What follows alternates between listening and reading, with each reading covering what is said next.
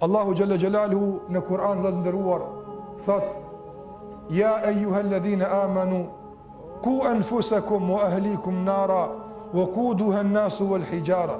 Wallahi ky ajet duhet të troket në zemrën e çdo kujt për neve.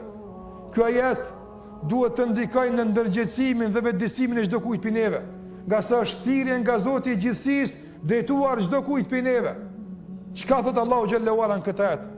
O ju që keni besuar, besoj që të gjithë ju po e ndini veten të thirrur me këtë thirrje, nga sa të gjithë jeni nga ata që keni besuar. O ju që keni besuar, ruani veten e juaj, vetëm veten e juaj, jo, edhe familjet e juaja nga zjarri i xhenemit. Kush për neve ka qef nesër me pa dikën që po vuan, jo për shkak të varfisë dhe ushqimit, por po vuan për shkak të mungesës së punëve të mira. Sy qysht ka në zemrë me pa sot fëmin tën, ka rrokullisë në shtëpi prej urisë. Si do këtë dikujt për neve me pa dikën që ju ka tha buza e s'ka ujë me i dhonë. E ka dashamir, e ka dashur, e ka prind, e ka djal, e ka vajzë. Si do këtë puna? Wallahi i don zemra me i dal për veni, don mëlqia dhe bushnit me ju da për gjysë nga sikleti i madh. Dhe s'ka faj se me drejt e ka, kur e shë ka hjek i veti. E qëfar të mërmene nesër, kur e shë se i joti i afër të jetë, për shkak të mungesës e namazit dhe veprat mira, dhe tash nuk rrekulliset, Allahu na rujt, nuk rrekulliset në dhomë për shkak të urisë, po rrekulliset Allahu në xhehenem për shkak të mungesës e namazit. E atëherë çish ka me kon zemra jote?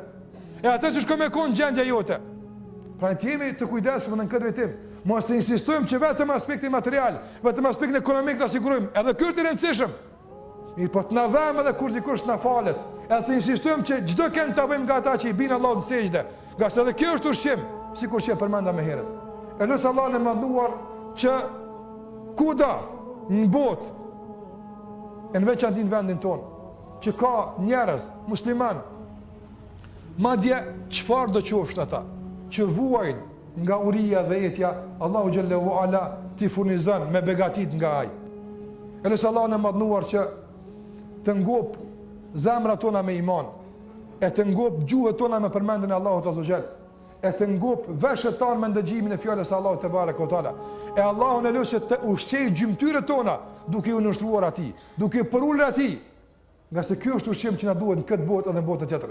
Prandaj porosia e fundit dhe me të po i do fund xhamat i nderuar. Le të na shqetësojnë shifrat e larta të varfrisë. Mi po krahas saj, le të na shqetësojnë edhe shifrat e larta të atyre që se falen gjumon. Sa kanë me të përjashtë stacionar me fal gjumon. A jem rahat na? Wallahi si jem rahat. Unë kur di me fal gjumon dhe shoh njerëz në kave që vinë fal gjumon, shumë shqetësona, shumë bezdisna. Wallahi më shumë shqetësona se mi pa të uritur. Nga s'te ke vundi për uri bëhet çare. Po për mos me fal gjumon çuçi bën çare vëllai. Për mos vënë namaz çuçi bëjmë çare. As kem çep me i pa të hije keq. Andaj Allah ju udhëzoft. E neve Allah na forcoft. E na dash mirë në këtë botë edhe në botën tjetër.